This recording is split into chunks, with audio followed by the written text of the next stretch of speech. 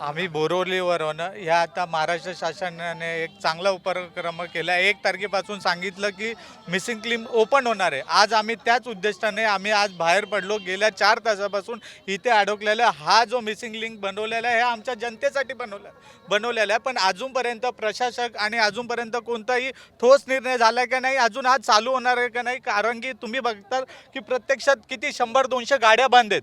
ह्याच्यावर काहीतरी निर्णय घेतला पाहिजे शासनाने आणि लवकरात लवकर हे चालू केलं पाहिजे. लोक लहान मुलं आहेत, बायका प्रेग्नेंट आहे, सर्व हॉस्पिटलवाले ह्यांना काहीतरी उद्देश हे केलं पाहिजे. हा जनतेसाठी बनवलेला मिसिंग लिंक आहे. सीएनजी गाड्या किती तास झाले बंद तुम्ही? पडतायत. जवळपास 1.5-2 तास तरी नक्कीच झालेत. सीएनजी गाड्या बंद पडतात. मुंबईवरून पुण्याला चाललेलो. किती किलोमीटर रांगा होत्या? मागून टोल नाक्यापासून ते मिसिंग लिंकपर्यंत रांगा आहेत.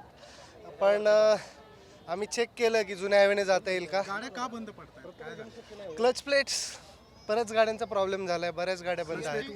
क्लच प्लेट उडालेल्या आहेत. त्यांचा त्रास आहे. सीएनजी गाडी ट्रॉफिक लागल्यानंतर एसी लावू शकत नाही, त्याच्यामुळं ते गाड्या गरम होतात ऑटोमॅटिकली आणि गाड्यांचं पिस्टन उडण्याचं धरण नाही म्हणलं तर 100-150 गाड्या बंद पडल्या. तुम्ही चेक करू शकता टोल नाक्यापासून. मिळतीये का गाड्या? काही नाही आणि प्रशासन काही सांगत नाही की बाबा या टायमाला चालू होईल काही. हां, टोल वगैरे सगळं आहे, टायमिंग काही देत नाहीत ती लोक.